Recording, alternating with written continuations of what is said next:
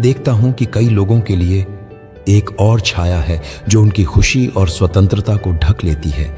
ये एक ठंडी, लगातार बनी रहने वाली छाया है जिसे बीमारी कहते हैं। आओ हम इस छाया के बारे में बात करें जो इतने सारे घरों और दिलों पर पड़ी है। मैं प्रिया नाम की एक महिला को देखता हूं।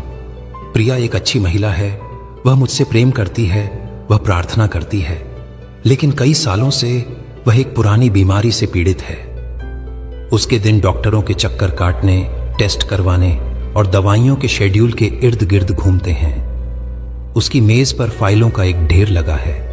डॉक्टरों की रिपोर्ट, स्कैन के परिणाम, खून की जांच की लंबी सूची। उसके दवा के डिब्बे में सप्ताह के हर दिन के लिए अलग अलग रंग की गोलियां हैं।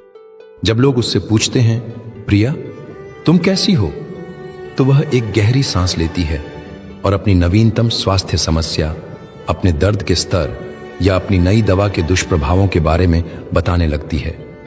धीरे धीरे, बिना जाने, उसकी पहचान उसकी बीमारी बन गई है। वह अब प्रिया नहीं है, परमेश्वर की एक प्यारी, रचनात्मक बेटी।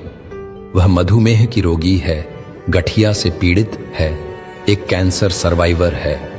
ये लेबल जो डॉक्टरों ने निदान के लिए दिए थे, अब उसकी पहचान बन गए हैं। उसकी प्रार्थनाएं भी उसकी बीमारी के इर्द गिर्द ही घूमती हैं। वह लक्षणों से राहत के लिए, दर्द कम होने के लिए, टेस्ट के परिणाम अच्छे आने के लिए प्रार्थना करती है। वह चंगाई की नहीं, केवल प्रबंधन, मैनेजमेंट की उम्मीद कर रही है। वह एक ऐसे जीवन की आशा कर रही है जहां वह अपनी बीमारी के साथ जीना सीख सके। वह स्वतंत्रता की नहीं, केवल एक बेहतर कैद की उम्मीद कर रही है। क्या यह छाया तुम्हारे जीवन पर भी पड़ी है? क्या तुम या तुम्हारा कोई प्रियजन एक लंबी बीमारी से जूझ रहा है? क्या तुमने भी प्रिया की तरह अपनी बीमारी को अपनी पहचान बना लिया है?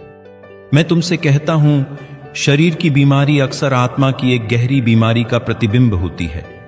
मैं उन सामान्य बीमारियों की बात नहीं कर रहा हूं जो आती जाती रहती हैं, या उन दुर्घटनाओं की जो इस गिरी हुई दुनिया में होती हैं।